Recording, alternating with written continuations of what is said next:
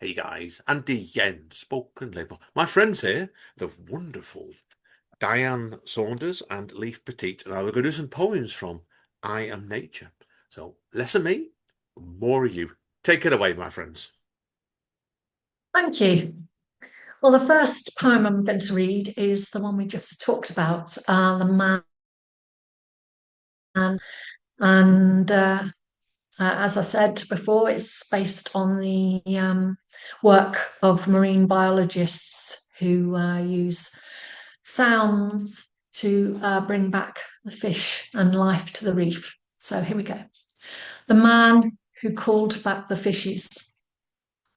He began at dawn playing reef music, was planting coral polyps in rock crevices under the rippled, sunlit surface. He purred for shoals of angelfish, grunted for male frill-fin gobies, played the guero for the spiny lobster.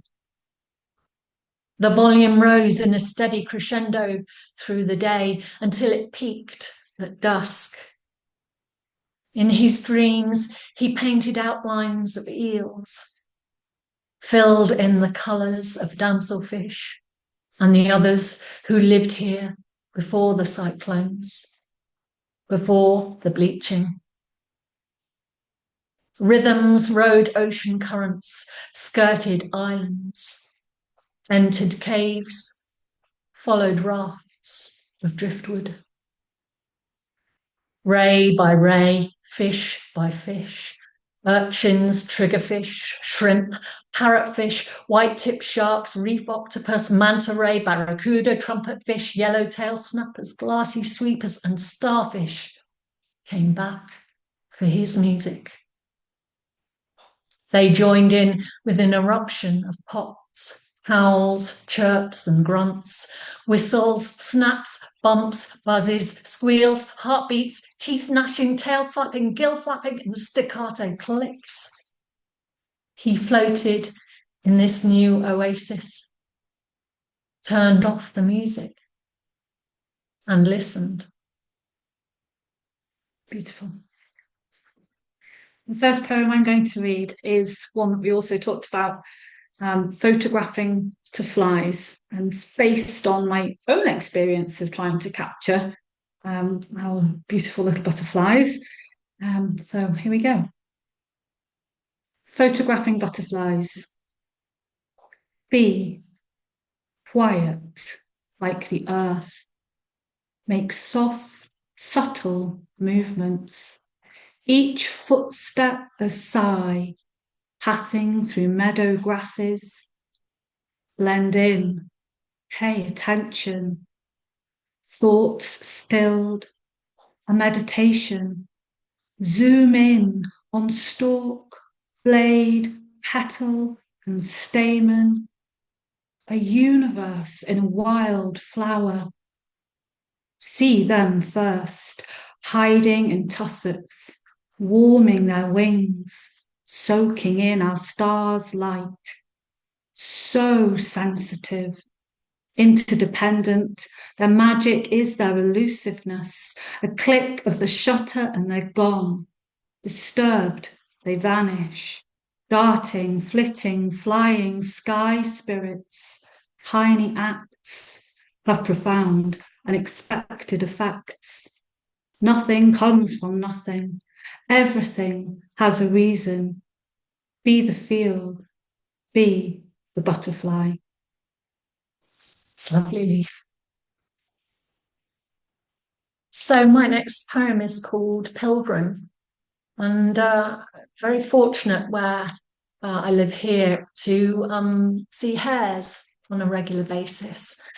And this poem is about seeing the hares, but it's also about a stone that is in the middle of Clwyd Forest, not far from here, which directed travellers in the 17th century to a nearby farm where they could get supper and bed and breakfast. Pilgrim. It is the hare who is the spirit of this place. Still as the mine cred stone, she is the waymarker, nudging me towards places of welcome. Our eyes meet, animal to animal. Hers mirror the dew bronze morning. Separateness falls away. I feel as she feels. Colours are brighter, sounds sharper. I know the secret places. Hear the rustle of a vole in the next field. We drink from gold mirror pools. And when the shadow of a hawk blackens grass, we lie silent under scented gorse until trouble passes. Then, on moonless nights, we find our way by stars and trust remembered paths to cross the untamed moor. Such a lovely image of this area. And the next poem I'm going to read is also about this area, the River Alwen that runs out of the Cocainor Forest, and is one of the poems that we discussed previously as well. Meditative Valley, which is also a sonnet for my mother. The river runs bronze, mineral rich, and achingly cold. As a child, I dipped fleetingly in its breathtaking rush. Limbs numbed, I ran through bronze-tipped grasses, pumping blood back to toes. Before me, moths and hoverflies rose like smoke, like spirit, rising over you as you picnicked. The way is easy, guided by muscle memory, rising closer to the blue. These bronze hills are my sustenance, as impelled by longing, I seek to renew. Nature is my mother. I sit in her embrace. My closed eyes, I see your face. Oh, that's lovely. I find that really moving as we're here today. We're looking out the window and you can just see the valley in the distance. So that's Perfect setting. Yeah, it couldn't be more perfect. It's beautiful. So my next poem is Bronze Ghost, which we discussed earlier about the curlew. Bronze Ghost. A man in camouflage tracks a curlew, which swoops over the gorse ash house. Long gorse waterland, bronze cairn ghost land. He finds 3 chicks dead in a nest, falls to his knees. Long gorse land. Bronze cairn land. His tears seep to Llanalwen, curlew cries, gorse, land, bronze, cairn. Down reflection catches rapids, breaks on rocks. Bronze, ghost, ghost. Oh, it's so moving, Di. Thank you. Yeah, it really is. Okay, third poem from me takes us just a little bit further into Wales to what we would normally have referred to in the past as Snowdonia. And we have adopted the Welsh names officially in Wales for the Welsh places. It's now known as Eryri. And this poem was written in response to that decision, and also a poem that appeared in the North Wales Wildlife Trust magazine by Glyn Edwards, with an invitation for responses. So here is my response. It's called Your True Name. We gift you names chosen for our love of you.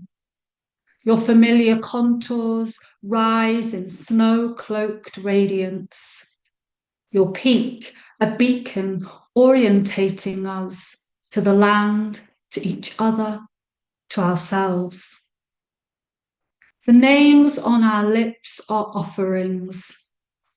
We crave to be close to you, wrapped in the folds of your flower-strewn slopes, sheltered against your breast. Your weather-worn brow stands proud, water-hewn and is creased as a crone, cradling the remains of long-buried kings as time gradually erodes to the bone. If I call your name into the squall, an incantation to awaken Snowdon, Maneira, Owydfa, will you unfold before me, reveal your mystery? These names I utter are ours, not yours.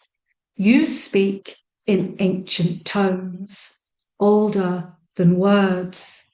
Your mother tongue, the echoes of deep earth womb rumblings dissipating through millennia. So still you slumber, your true name, a murmur heard behind the wind. Oh, that's so lovely. Sent shivers down my spine, Leaf. So this is my last poem, A Tattoo of Bonding. With my hands in the earth, I breathe in the ghost of a cloud and a snort of fungi. I lie with my ear to the ground, listening to the crunch of old bones and glacier splinters as a worm pushes through. Sometimes I think I hear the crack of a bean seed as its shoot launches upwards. I scoop up a handful of soil. A violet ground beetle rushes around in circles until I return the earth home. Dirt is ingrained in my lifeline. A tattoo of bonding, of fierceness, of love. The old forest is smoking. Woodpecker's favourite tree has fallen. The dreaming place is gone.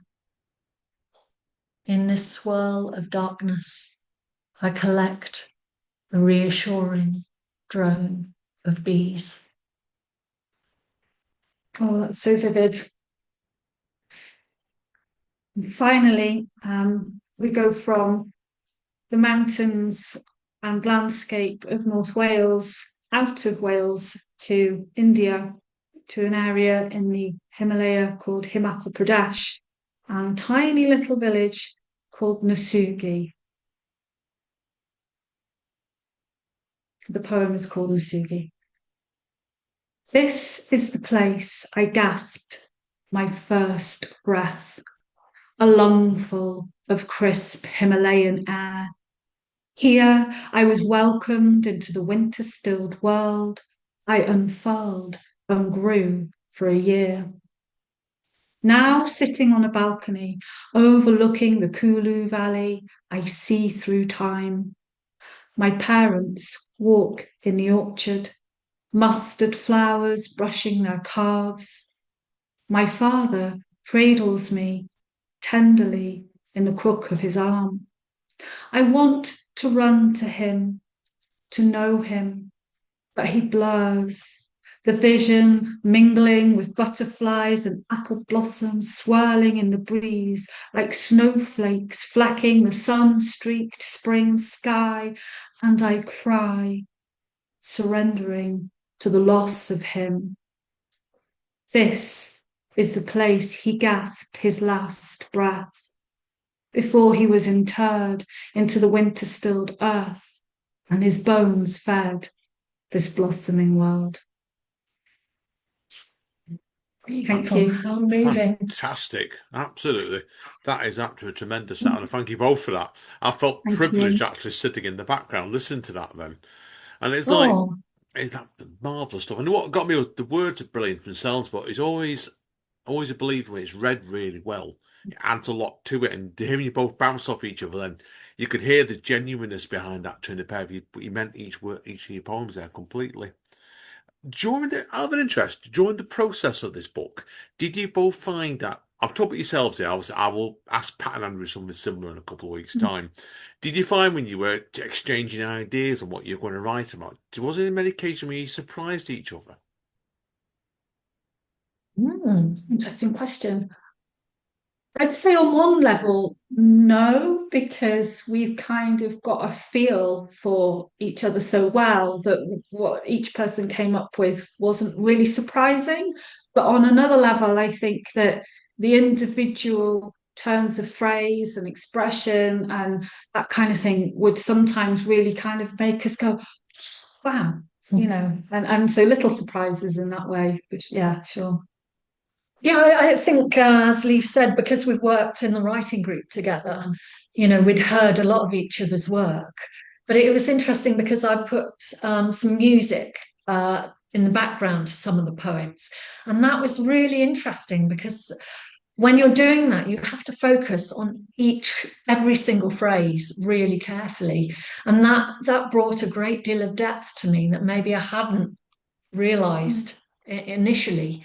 So it was a really beautiful process. Yeah, the book shows. I recommend people to get this book straight away. It is Thank well you. worth your time. So thank you today, both of you. It's been an absolute pleasure. I've actually thoroughly enjoyed chatting to you both today. I've thoroughly enjoyed the book. Likewise, thanks for having us, Andy. Thanks Okay, for having us.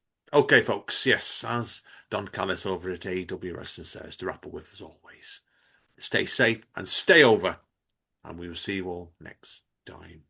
And thanks again to Diane and Lee for forgetting.